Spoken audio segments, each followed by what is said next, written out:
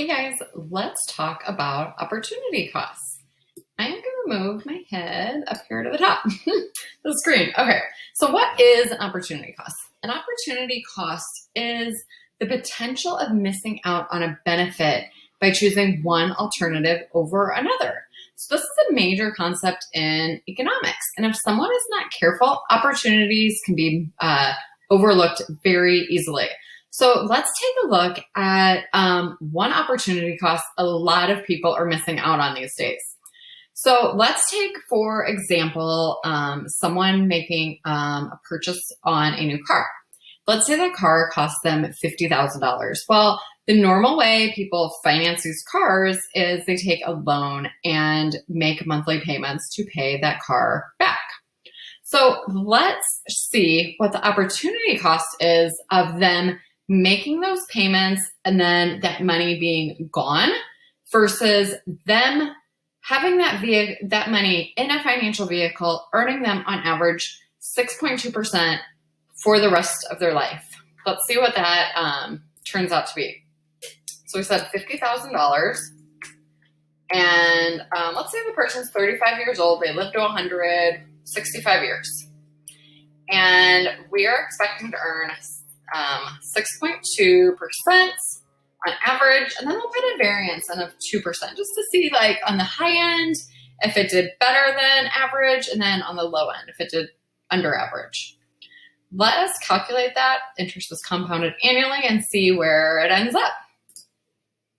Okay, on the far left column we have our years 0 to 65, and then the first column after that is if you were earning 8.2%. So if it was performing better than average.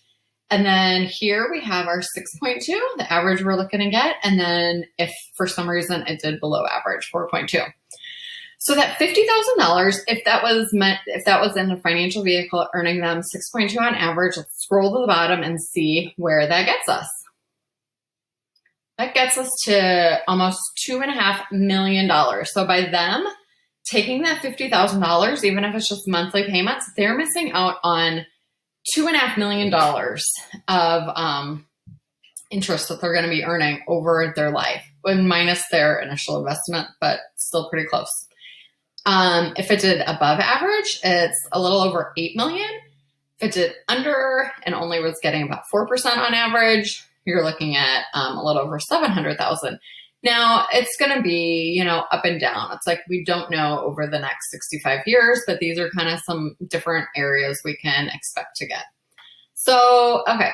So if they would have put that $50,000 into financial vehicle where they're expecting to earn on average 6.2%, the value would be $2.5 million.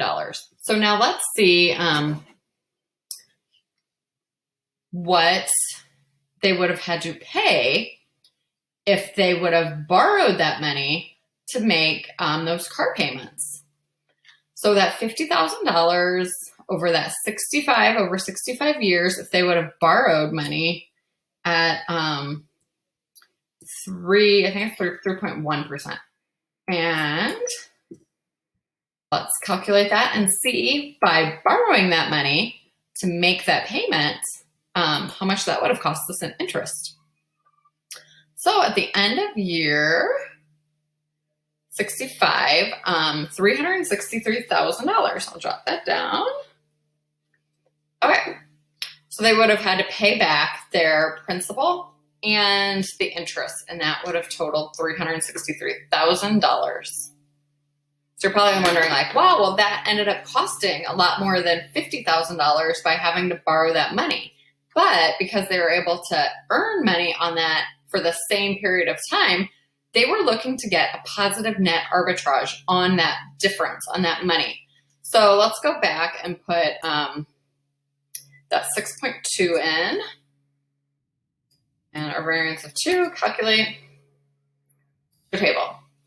So we'll look at this middle column. $2.5 million. Let's see what we would have earned in our positive net arbitrage. 2,494,960 minus $363,000. So they had an opportunity cost here of $2,132,000 by using their own money to pay their car payment versus their money earning 6.2% and paying 3%. You're probably wondering like, wow, that is a lot of like interest to pay over the lifetime. That $363,000 minus the $50,000 initial principal, that's a little over $300,000. But is it really that much interest to pay when you're going to be getting on average 6.2 and looking to earn 2.5 million over that over your lifetime? You're probably wondering too, when do I pay all this interest back? Well, we do this through a permanent life insurance policy. So your death benefit is collateral. This money does not have to be paid back to the insurance company until you die. Let's see. And then also the money is not reported like on the credit bureau that, you have these outstanding loans. No. So you do not have to worry about that either. So that is just one example of how you can leverage your money. So your money is working hard for you for the rest of your life. And then you borrow that money, other people's money, OPM, borrow other people's money to pay your bills. So this is how we are financing our lives now. And if you want to learn more, please feel free to reach out to me. Bye.